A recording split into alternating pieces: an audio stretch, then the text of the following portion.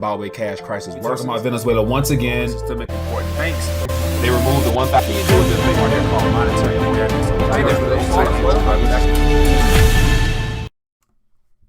Hey there, hope all is well. Back at you today with some more RT news updates. And as you can tell from today's topic, we're going to be covering the word inflation and how I believe the American public should be concerned with inflation, not only now and in the days ahead.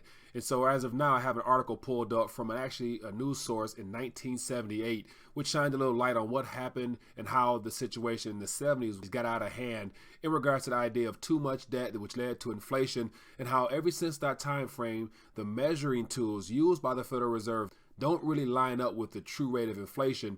If you're one that don't really rely upon the mainstream sources for your information, then the information I share here might be worth paying attention to, because I have a graph I want to share with you of which it just looks kind of fishy when you're thinking about the idea that our debt has increased tremendously since the 70s, as well as deficit spending has been ongoing for several years, but yet inflation still seems to be around that 2 or 3 or whatever the mainstream sources want to tell us. But before I dive into these articles, as always, I want to bring your attention to the idea that I have a new shirt for this summer. It's called "A Shocked by Circumstances." And along with some of the articles I'm going to share with you today, you will understand why the idea of being shocked by circumstances might be a theme that we'll hear about more in the future as we get closer to the truth being revealed in regards to the true rates of inflation as people begin to fill in their pockets. But before I dive into today's articles, as always, if you're new to RTD, I want to encourage you to click the subscribe button along with the notification tab to be informed of future updates as well as live streams. Also join me on Twitter, where I share posts throughout the day on various subject matters dealing with our monetary system as well as whatever's happening in the news that I can't get to via video. Make sure you click the button down below to be notified when things are posted. So today, as I mentioned, I have a lot of articles that I'm going to go back and forth in between, just because I want to really shine light on the idea that even though the mainstream narrative is that we're around 2 to 3%, in actuality, if you were to use the measurements prior to 1980-81, right after we had that inflation crisis back in the 70s when things were altered, I believe that the numbers are closer to more 10, 11%. And so I'll share with you an index from Chapwood index from a prior guest on RTD by the name of Ed Batowski. And so, as always, this article here caught my eye, which is why I decided to talk about inflation today, because it says U.S. inflation accelerates to 6-year high, eroding wages. And so right now we got the whole Fed and the possible hike that they're going to try to implement pretty soon. So this subject matter is going to be very relevant because it plays into the idea that this economic expansion, as it's continued to improve, all the numbers aren't really lining up as to why they haven't been able to raise rates a lot higher at this current time and why they waited so long to do so. But give an idea what's going on here, it says consumer price index rose 2.8% in May from a year earlier. It says inflation adjusted pay unchanged over 12-month period. So basically, the price of goods and services are going up, and it's eating into the wages of your everyday worker. It says U.S. inflation accelerated in May to the fastest pace in more than 6 years, and reinforcing the Federal Reserve's outlook for gradual interest rate hikes, while eroding wage gains that remain relatively stipend despite an 18-year low in unemployment. So if we're at an 18-year low of unemployment, then how come there's such concern over raising rates too fast in this environment if the economy is so healthy? That makes you wonder. It says the consumer price index rose 0.2% from the previous month and 2.8% from a year earlier, matching estimates a Labor Department report showed Tuesday. It says the annual gain was the biggest since February 2012 and follows a 2.5% increase in April. Excluding food and energy, the core gauge was up 0.2% from the prior month and 2.2% from May 2017. So here's the two biggest components of what makes up our cost of living, which is food and energy for the most part, and housing. So how do you exclude the most important items that everyone needs in order to survive, apart from wanting to alter the measurements of how to calculate CPI? So that leads right into this graph I want to share with you here. And so this plays into the historical inflation of the United States CPI. And so if you look really close at this graph here, you'll notice that when they started calculating this, according to here, back in the mid 50s, because of the economic expansion due to the war or whatnot, and the Great Society program that was implemented in the late 60s, here we have the idea that inflation continued to increase in the midst of a recession in this time frame here, to the point where it reached the 70s. And of course, if you're around during that time, you know how bad it was in regards to having, as it says here, 12, 14, 15% inflation. And so the 70s was plagued with high employment as well as a major dollar sell-off. And so right after that crisis kind of came to an end, you can see here that the measurements in regards to CPI seem to be trending downwards all of a sudden, while at the same time, our national debt at this point, especially even in 2000s, has skyrocketed. And just in general, right along this time frame, the debt and deficits really began to creep up as this experiment of central banking policy really became relevant in today's economy. And so here we have a downward trend of the CPI to where it's always been around 2, 3, 4%, of which that doesn't really make sense when you factor in the idea that we are at all-time high in debt as well as deficits, you name it. But yet CPI is still low. So that right there is an indicator to me that something was changed along the way. And it depending on what source you get your information from, we all know that the measuring tool and the gauge that the Federal Reserve used to calculate the CPI has changed drastically, and it shows in their own statistics given here.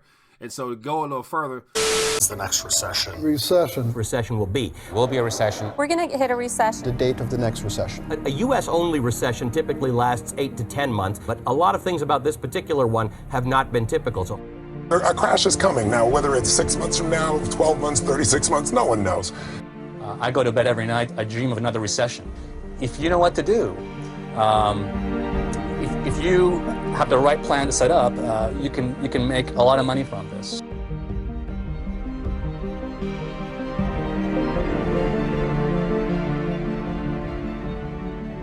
Into the whole great inflation aspect of the 70s, it says how great inflation of the 1970s happened.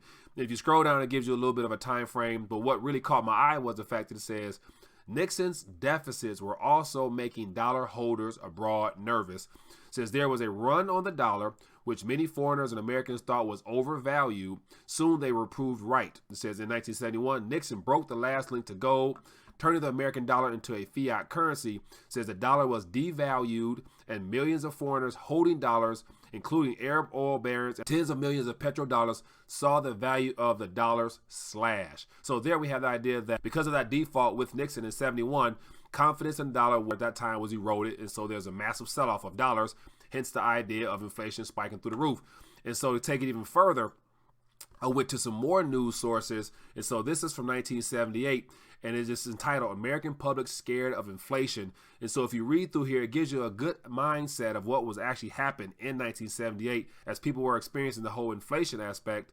And what caught my eye says the American public is scared to death of inflation. It says they're frightened on what's happening to their money, their savings, and their salaries. And so, of course, the whole idea of high unemployment and the idea that people were losing purchasing power because the cost of goods and services were spiked dramatically. Carter will be told Wednesday that the nation's economy experienced little or no growth between January and March, according to Commerce Secretary, whatever. So the question to be answered in the coming months is, will Carter's anti-inflation program be swamped by a larger dilemma of worsening unemployment, retail sales, and industrial production? So there are three categories of unemployment, retail sales, as well as industrial production, which are all issues in the 70s.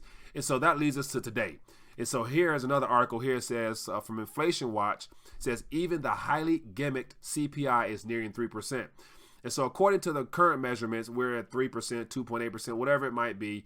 But in actuality, if you don't trust the original measuring tool of inflation, you all know that it's a lot higher than that. Just these numbers in and of itself are always questionable.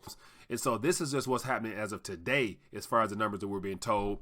And then if you go over to Chapwood Index, which, as I mentioned earlier from Ed Batowski, the gentleman I interviewed on the RTD University page, this is the index of which is the real cost of living increase index. So to give you an idea of how this is measured, it says the report adjusted actual cost and price fluctuation of the top 500 items on which Americans spend their after-tax dollars in the 50 largest cities in the nation. And so to give you an idea of what's going on here, depending on what city you're in, you're able to get an idea of what the actual cost of living index might look like in regards to the CPI. And so it says New York, it's 10.8%, Los Angeles 11.6%, Chicago 11%, Houston 8.7%, Philadelphia 10.8%. So this is a more realistic measurement of actual cost of living. To give you another article, here's one from May 13th, 1978. And this one was very interesting because I found a quote here that was very telling of the signs of the times back in the 70s, and how I believe that as time goes on, when inflation kicks in here and it becomes obvious, that the same type of situation will be revealed here. And it says, everybody knows that sooner or later someone has to pay the check. It says governments can't do more than we do individually. They can't spend more than they have and more than you and I can. It says, unfortunately, the liberal politicians in charge in the country refuse to recognize that there will be a day of reckoning. They give lip service to the fight against inflation, but they fuel inflation by proposing increased aid to cities and other programs that cost billions of dollars. The world takes note of these irresponsible proposals and acts accordingly, as Mr. Moore explained. Quote, says, foreigners and many Americans are selling dollars and will go on selling dollars until a change takes place, until the American people wake up and realize that they are playing Russian roulette with their economic system and are running the risk of pulling the whole world down into Great Depression. So this is a quote from a gentleman that was interviewed in regards to the whole idea of inflation during this time frame. And so what stood out is the fact that it says one day there will be a day of reckoning. So in understanding what a day of reckoning means, this leads to my last article here, well worth taking note of. And it says Venezuela's hyperinflation soars to 24,571%. Could you imagine numbers such as that? Well, we're talking about here in the United States in the 70s, it was 15, 16%. And as of today, it's 2 or 3%, according to how it's measured by the mainstream sources. But in what's happening in Venezuela right now, it says 24,571%. So basically, their currency is worth nothing whatsoever. And so here's more information if you're interested in finding out for yourself. But this is just what's happening in the news in regards to the words inflation and how in this country here, we have no real clue of what inflation is in comparison to what's happening in Venezuela as well as other countries. But yet, from that article that I mentioned in 1978, a day of reckoning will come. And I believe that somewhere down the line, we stand to feel the pain and discomfort that other countries such as these feel, just because we're all under the same monetary system.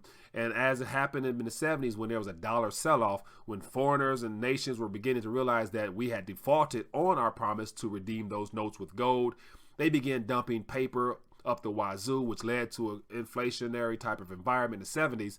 And so the question will be, what makes you think that those type of events could not happen again to us now in this day and age, given all that has happened since the 70s and 80s, with the continuous need for debt to fund everything we do? Not only are the financial markets out of sync from reality, but yet we have the idea that we are more of an entitlement mentality type of society today. So it's just a matter of time before numbers such as these appear in this country here, in my opinion.